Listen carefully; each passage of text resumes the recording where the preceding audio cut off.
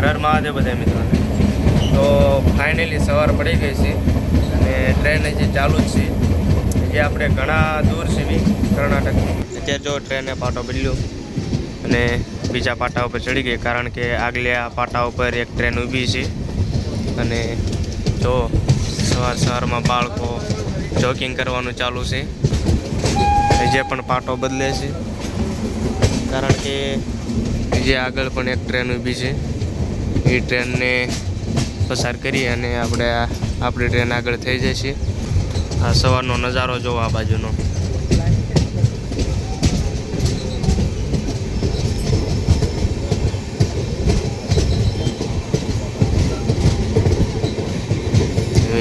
આ કયું સ્ટેશન આવ્યું છે તે આપણે બોર્ડ વાંચ્યું પછી ખબર પડે.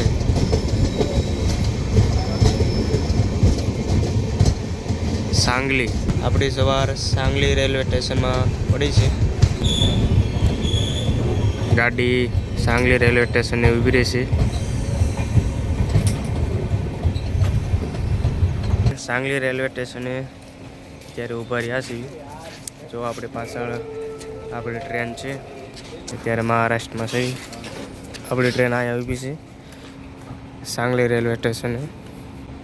આ બાજુ પણ ડબલ પટરી છે.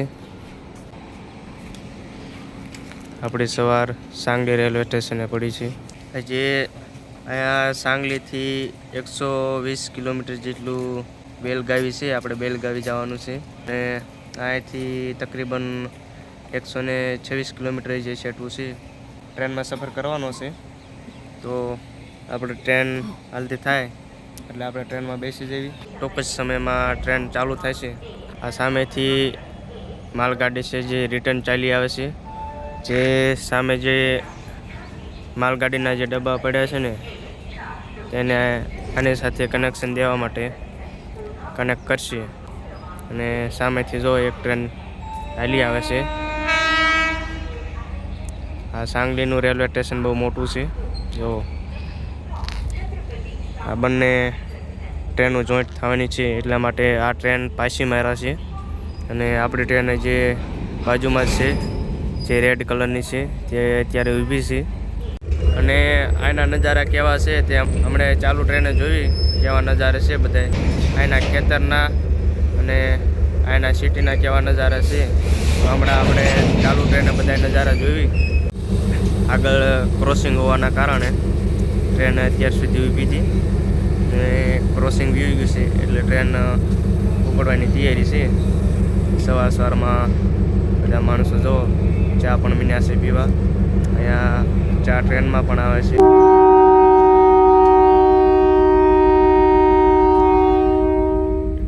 આપણે ટ્રેનનો પાવ વાગી ગયો છે અને આપણે આપણી ટ્રેનમાં બેસવાનું છે.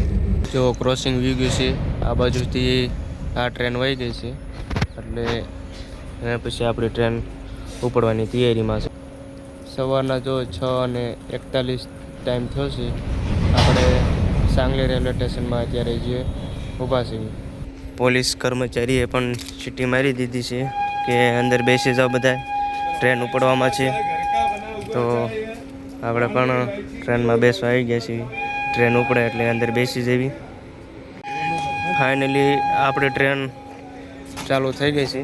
તો સાંગલી રેલવે સ્ટેશનથી આપણે ટ્રેન અત્યારે ઉપડી ગઈ અને આપણે ટ્રેનમાં બેસી ગયા છીએ. અને આપણે બહારનો નજારો તમને કંઈક દેખાડીશ આગળ જઈને કેવો છે. આ બાજુનો બધો નજારો. સવાર પડી ગઈ છે.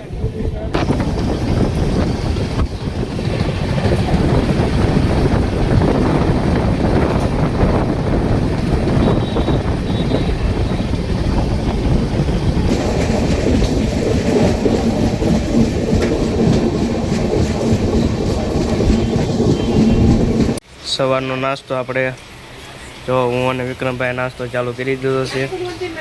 જો સ્પ્રાઇટ સોડા છે, ઇડલી વડા છે, પૌવા બટેકા છે અને જીમ બિસ્કિટ છે. સવારનો નાસ્તો છે અત્યારનો. આપણે નાસ્તો કરી અને જો બહાર આવી ગયા છીએ. મિરજ જંકશન છે અહીંયા. મિરજ જંકશનને અત્યારે જો ટ્રેનમાં પાણી ભરાવાનું ચાલુ છે. જે ટ્રેનના મુસાફરો જે બધા પાણી વાપરે ને તે પાણી અહીં મિરજ જંકશનથી ભરાવાનું ચાલુ છે.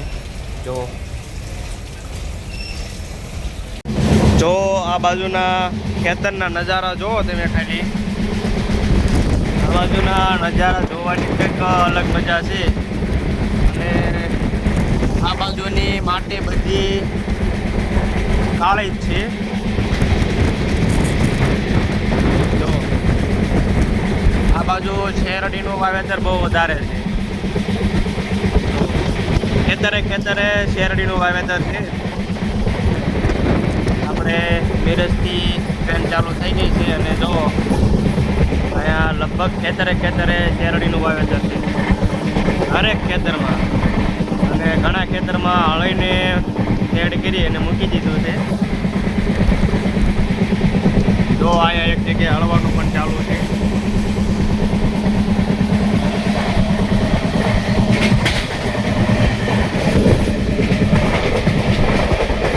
તો નાળિયેરી આવી. આ બાજુના ખેતરના નજારા બહુ જોવાની મજા આવે. જો કેળુનું ફાર્મ હાઉસ આવ્યું. અહીંયા કેળાના ફાર્મ હાઉસ આવે. જો આ જો તરાકના ફાર્મ હાઉસ પણ છે અહીંયા બહુ જાજા. આ બાજુ ફ્રૂટનું વાવેતર વધારે થાય. આ બાજુ શેરડી, કેળા અને દ્રાક્ષનું વાવેતર વધારે છે.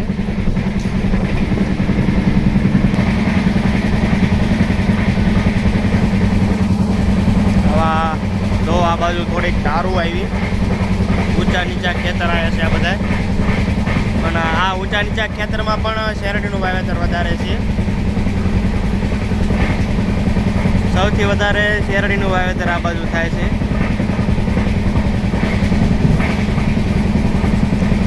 અને જો ટ્રેન વળાંક લે છે એટલે નજારો જોવો તમે.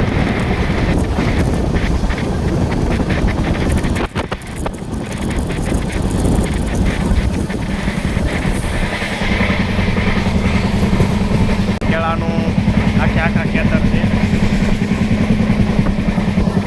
લગભગ 50 વીઘાના કેળા છે.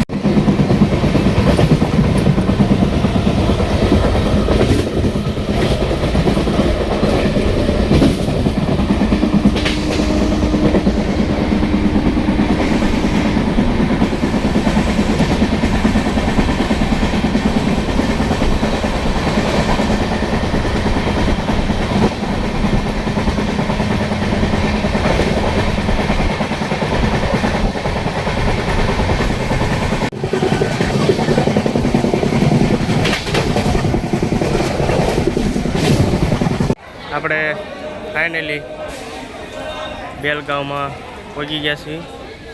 જો બેલગાવીમાં આપણે પહોંચી ગયા છીએ. આપણો લગેજ પણ આપણે નીચે ઉતારી લીધો છે અને અહીંયાથી હવે આપણે રિક્ષા કરવાની છે. 9:10 આપણે પહોંચી ગયા છીએ અહીંયા. તો હવે અહીંયાથી આપણે રિક્ષામાં જવાનું છે.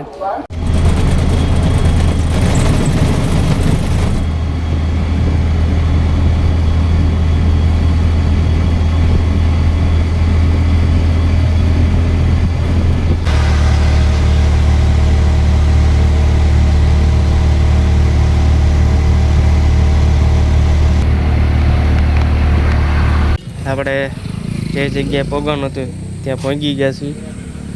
ફાઇનલી મિત્રો આપણું સફર પૂરું થઈ ગયું છે અને આપણે કર્ણાટકમાં બેલગાંવથી પણ આપણે રિક્ષા લઈ અને આવી ગયા છીએ જે જગ્યાએ આપણે આવવાનું હતું તે જગ્યાએ.